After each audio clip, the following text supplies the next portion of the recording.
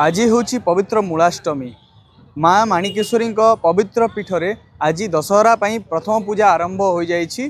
तेबे आज माँ मस्तक स्थापन गुप्त विधि रही से संध्या समय मंदिर बंद रहिबो। 8:30 रु 12टा जाए मंदिर खोला से अनेक संख्यार श्रद्धालुंकर भिड़ देखा मिली। आसंतु श्रद्धालु मान सहित कथा हेबा एवं तांकर प्रतिक्रिया नेबा।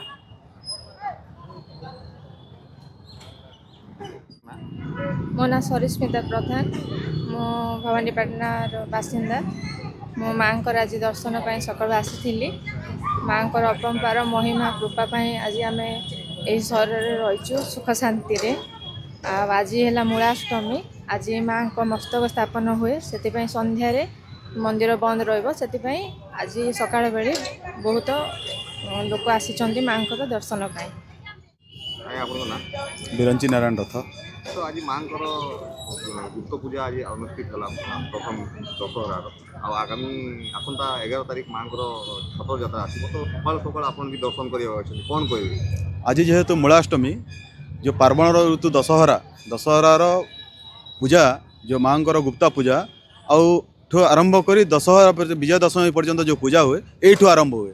जेहेतु आज गुप्त पूजा आरंभ अच्छे आज लंकेश्वरी माँ लंकेश्वरी जूनागढ़ अच्छे खंडा बस माँ माणिकेश्वरी मस्तक लगे से हेतु संध्यारे पूजा विधि आरंभ हम से आज हजार हजार संख्यार श्रद्धालु भक्त कलाहांडी जिला छड़ा बाहर अन्य जगार अन्य राज्य आसछन्ति आ माँ दर्शन पर लंबा लाइन रे हजार हजार संख्यार दर्शक अच्छा श्रद्धालु अच्छा।